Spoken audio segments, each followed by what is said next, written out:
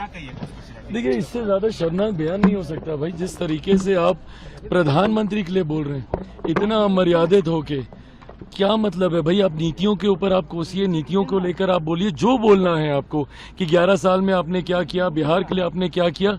ये तमाम बातें राजनीतिक विषय से जुड़ी हुई हैं, आप उठाइए।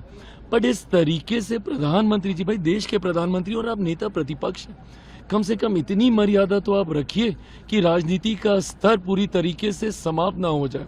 मुझे नहीं लगता इससे ज्यादा शर्मनाक बयान राहुल जी के द्वारा और कोई दिया जा सकता है।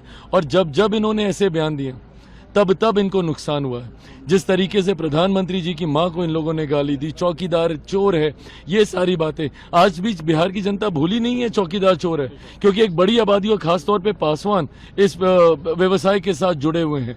तो ऐसे में जब आप बोलते हैं तो आप एक पूरी कम्युनिटी को आप गाली देने का काम करते हैं। और आज जो इन्होंने बोला है, ये खुद में एक इन्होंने सेल्फ गोल किया और बिहार की जनता जरूर इसका करारा जवाब देगी। प्रधानमंत्री को टारगेट किया है कि स्विमिंग पूल में मना रहे थे, क्या कहिएगा इसको? ये सब इन्हीं की सोच हो सकती है। जब इनके पास कोई मुद्दे बचते नहीं है तो प्रधानमंत्री जी के ऊपर इस तरीके से व्यक्तिगत प्रहार करना, मुझे नहीं लगता राजनीति की मर्यादा कभी भी ऐसी बातों की गुंजाइश को रखती है कि आप इस तरीके से आप अमर्यादित होके देश के प्रधानमंत्री के बारे में बोले।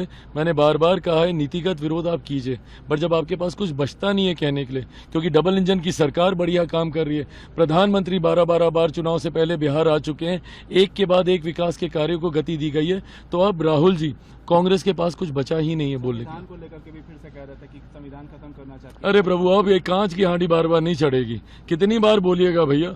2024 से लगे हुए हैं बोलने में, संविधान खत्म हो जाएगा, संविधान खत्म हो जाएगा, आरक्षण खत्म हो जाएगा। क्या हो गया? 1.25 साल से ज्यादा हो गए। इस संविधान को, आरक्षण को और ज्यादा सशक्त करने का काम आने वाले दिनों में हमारी सरकार करेगी।